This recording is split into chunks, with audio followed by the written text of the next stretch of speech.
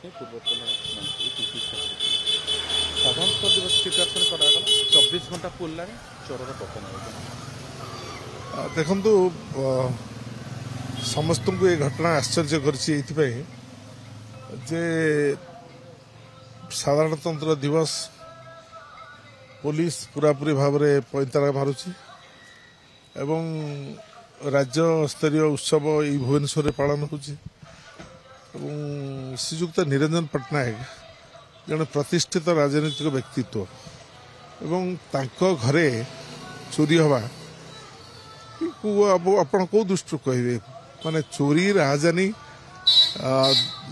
ଗଣଦୁଷ୍କର୍ମ ଦୁଷ୍କର୍ମ ଇଏ ସରକାରରେ 7 ମାସ ଭିତରେ ଏଭଳି ଅବସ୍ଥାକୁ ଚାଲି ଯାଇଛି ତାର ସବୁଠୁ ଜ୍ୱଳନ୍ତ ଦୃଷ୍ଟାନ୍ତ ହେଉଛି ଶ୍ରୀଯୁକ୍ତ ନିରଞ୍ଜନ ପଟ୍ଟନାୟକଙ୍କ ଘରେ ଯେମିତି ଜାଣିଲା ଭଳି ଚୋର ଆସିକି ଘର ଭିତରେ ପଶିକି ଚୋରି କରୁছে ତେଣୁ ୟାକୁ ମୁଖ୍ୟମନ୍ତ୍ରୀ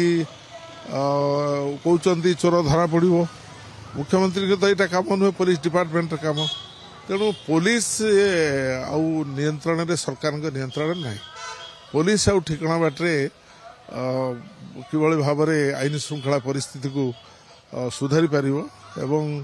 ଚୋରି ଡକାୟତ ରାହାଜାନୀକୁ କିଭଳି ଭାବରେ ବନ୍ଦ କରିପାରିବ ସାରା ରାଜ୍ୟରେ ଏବଂ ବିଶେଷ ଭାବରେ ଭୁବନେଶ୍ୱରରେ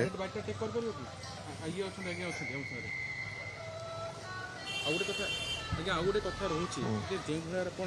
ଯେଉଁଭଳି ଆପଣ ଦେଖିବେ ଯେ ଏଇ 7 ମାସ କଥା କହୁଥିଲେ ମଦ ରେପ୍ ବ୍ରାଉନ୍ ସୁଗାର ଏସବୁ ସଂଖ୍ୟା ବଢ଼ୁଛି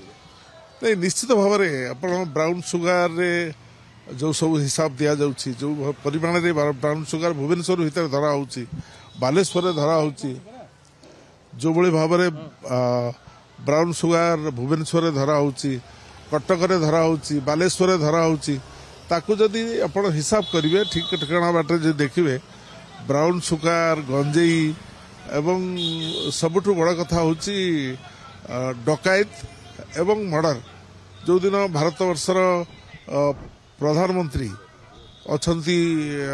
ଓଡ଼ିଶାରେ ଅଛନ୍ତି ଠିକ୍ ସେଇଦିନ ପୁରା ରାଜରାସ୍ତାରେ ପ୍ରତ୍ୟକ୍ଷ ଦିବାଲୋକରେ ଗୋଟେ ମର୍ଡର କରାହେଉଛି ଯେଉଁଦିନ ହାତୀ ଉପରେ ବସିକି ନିଜେ ମୁଖ୍ୟମନ୍ତ୍ରୀ ଯାଉଛନ୍ତି ବରଗଡ଼ ଧନୁଯାତ୍ରାରେ ସେତେବେଳେ ଗୋଟିଏ ନିରୀହ ଝିଅକୁ ନେଇକି ତାକୁ ଗଣଦୁଷ୍କର୍ମ କରିକି ଜଙ୍ଗଲ ଭିତରେ ଛାଡ଼ି ଦେଇକି ଆସୁଛନ୍ତି ତେଣୁ ଆପଣ ଇଏ ତ ଗୋଟିଏ ଛୋଟିଆ ଛୋଟିଆ ଉଦାହରଣ ଆକୁ ଯଦି ହିସାବ କରିବେ ଆଇନ ଶୃଙ୍ଖଳା ସମ୍ପୂର୍ଣ୍ଣ ଭାବରେ ଓଡ଼ିଶା ରାଜ୍ୟରେ ବିପର୍ଯ୍ୟସ୍ତ ଏବଂ ଏ ଆଇନ ଶୃଙ୍ଖଳା ଏଭଳି ଅବସ୍ଥାକୁ ଯାଇଛି ତାର ଏକ ଜ୍ୱଳନ୍ତ ଦୃଷ୍ଟାନ୍ତ ମୋତେ ଆପଣ ଦେଖିଲେ ମୁଁ ଆସିଥିଲି ସାକ୍ଷାତ କରିବା ପାଇଁ ଶ୍ରୀଯୁକ୍ତ ନିରଞ୍ଜନ ପଟ୍ଟନାୟକଙ୍କୁ ଏବଂ ସିଏ ବି ନିଜେ ଆଶ୍ଚର୍ଯ୍ୟ ହେଉଛନ୍ତି ଯେଉଁଭଳି ଭାବରେ ଆଇନ ଶୃଙ୍ଖଳା ରାଜ୍ୟ ସରକାରଙ୍କ ନିୟନ୍ତ୍ରଣ ବାହାରେ ଗୃହମନ୍ତ୍ରୀଙ୍କ ନିୟନ୍ତ୍ରଣ ବାହାରେ ଗୃହମନ୍ତ୍ରୀ ଯିଏ ମାନ୍ୟବର ମୁଖ୍ୟମନ୍ତ୍ରୀ ତାଙ୍କ ନିୟନ୍ତ୍ରଣ ବାହାରେ ପୋଲିସ ଆଉ ଯେଉଁଭଳି ଭାବରେ ଶାସନ ବ୍ୟବସ୍ଥାରେ କାର୍ଯ୍ୟ କରେ ସେ ଠିକ୍ ଭାବରେ କାର୍ଯ୍ୟ କରେ।